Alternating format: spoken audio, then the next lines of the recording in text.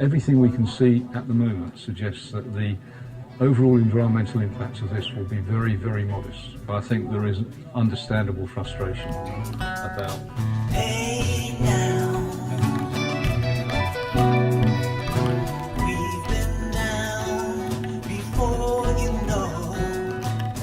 It seems like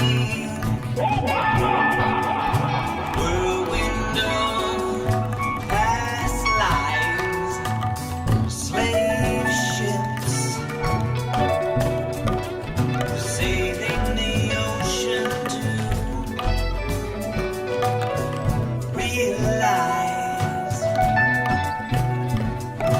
slavery is also the freedom to rob the land from its children, the freedom to change. My dad once told me a story about a guy who was in court in New York in front of Fiorello LaGuardia, who was a judge at that time. He was accused of stealing a loaf of bread. And he said, "Why did you steal the loaf of bread?" He said, "I needed that loaf of bread to feed my family." And the judge said, "I find everyone in this courtroom guilty for living in a society where someone has to steal a loaf of bread in order to feed his children. And now we're in the same situation. Halliburton, BP, spilled the oil, but in some way we're all guilty.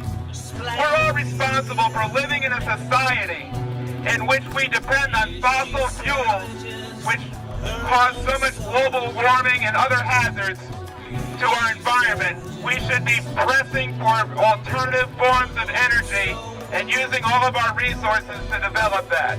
So we're all in some way accountable, and we all have a role to play in trying to get off of our addiction.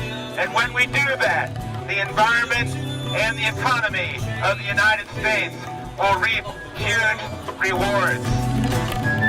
Freedom to rob the land from its children. Freedom to change the fate of the world. You know, last time we had a concern with our mayor was because he's been involved with trafficking wild dolphins, and he hasn't distanced himself from that employment or that company, Ocean Embassy. So if you're out there, Mayor Varela, and you want to speak on this, we would like to hear how you feel about ocean conservation